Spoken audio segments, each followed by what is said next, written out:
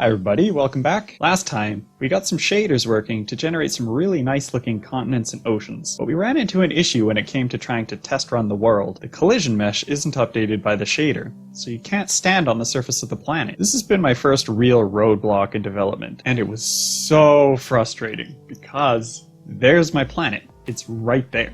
That's what I want. I just need collision on it. So I started looking into ways that I could somehow save the output of my shader. That way I could still use the shader to prototype planets and then just bake them into a permanent model. When we left off, I mentioned that I found a solution with GDScript. I misspoke a bit there, so let's dive into what I actually did. After digging around, I found an interview with one of the developers of Outer Wilds, talking about some of their implementation details.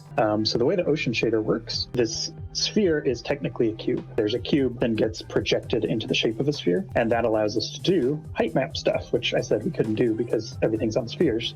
He mentions that the shader they used for Giants Deep is a plain old height map, which they're able to get away with on a spherical planet because, much like my planet, their sphere is actually a cube. My shader is already generating height values, so I could just write those values to a height map and I'll be golden. Now, I don't really know how the Outer Wilds team went about this. Whether it's a sphere or a cube, you still have the problem of trying to wrap the planet and make it seamless. It's like trying to wrap a gift. You have to fold the paper somewhere. I specifically didn't use 2D noise to create my terrain for this very reason. But if you have a panoramic image, and I keep using that word, but I realize now I think I'm using it wrong.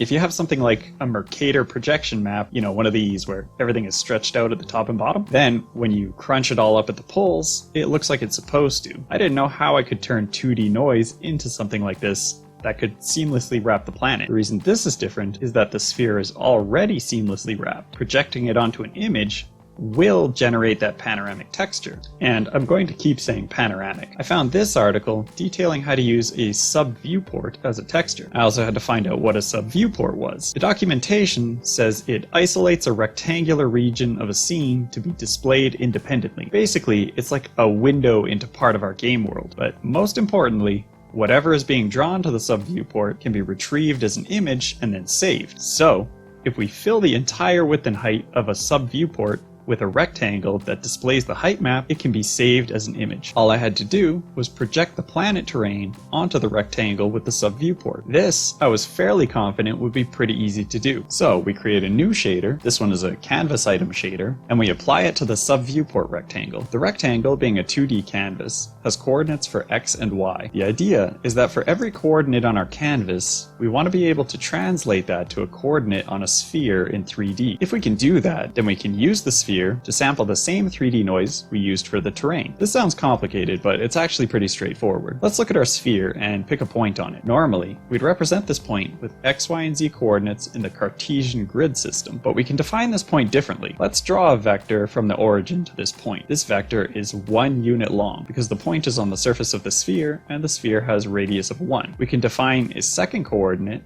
by determining how far around the sphere you have to travel to get to this point. Starting with a vector along the x-axis, we rotate the vector until it lines up with the point, along a line connecting the north and south pole. The angle we had to rotate the vector to get there is the second coordinate. The third coordinate is how far along the point is going from north to south. Start with a vector pointing up along the y-axis and rotate it until it lines up with the point, along a cross-sectional circle at that latitude. These are called spherical coordinates, and they can be used to define points in 3D, just like Cartesian coordinates. Since all the points we need are on a sphere with radius 1, we know that the first coordinate is fixed. It's always going to be 1, so we really only need 2 coordinates to define all the points. Those 2 points being the x and y coordinates from the sub-viewport rectangle. X representing how far around the sphere to the east, and Y representing the north to south. The important thing here is that coordinates can be easily translated between spherical and Cartesian coordinates. So once I define the sphere this way, it's very easy to sample the noise just as before. A few minutes of typing later and some GDScript to save the image, and bam! That doesn't really look like I expected. Let's just play with these values a bit and... Oh no. At this point, I can't even really remember everything I did to try to figure out what was going on with this. I checked and rechecked that I was doing everything right and just could not figure this out. And then at some point, on a complete whim, I decided to try displaying this in black and white and saw this.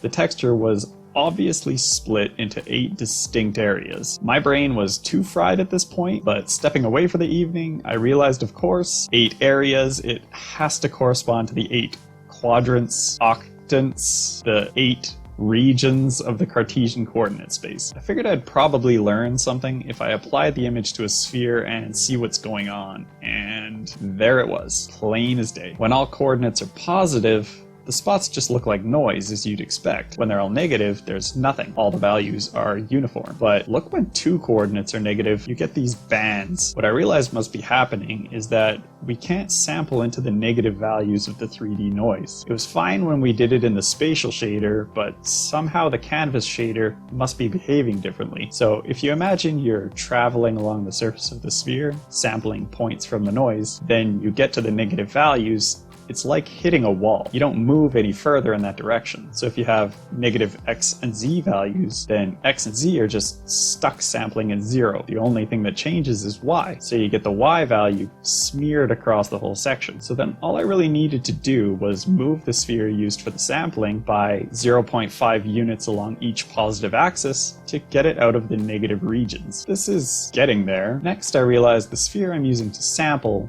shouldn't be radius 1, because this gives diameter 2. It should be radius 0.5 to have a diameter of 1, and that gives us our seamless noise around the entire sphere like we want.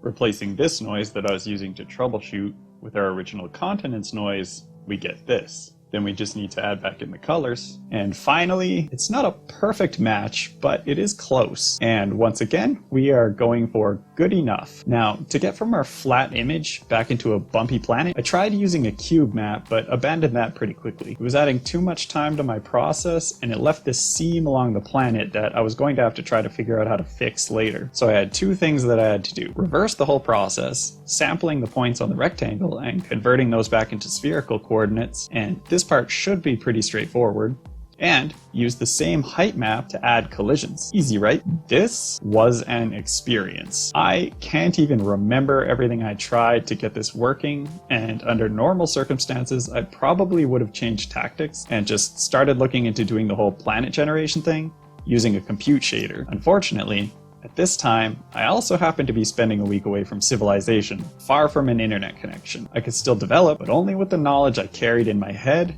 and the built-in documentation. And so I just hammered away at it, trying to find a solution that would fit. Eventually, I got this monstrosity. Things almost match up in terms of visual and collision mesh, though the continents are obviously too low on the collision. But the most standout feature is that my planet now looks like a porcupine. I'll spare you the details of the time I wasted trying to troubleshoot this and jump right to the part where this is due to the compression mode used for the PNG file that I'm using as a height map. A single change to that, and there it is. We are ready to explore. Finally, we have our planet, colors, collision, and all. And that's going to be it for this one. I think this is probably a pretty long one. Next time we're going to set up a better camera, one that we can actually control and move around the player like a normal camera. If you like this video, please like and subscribe and hit the bell to be notified of future updates. Until then, I'm out.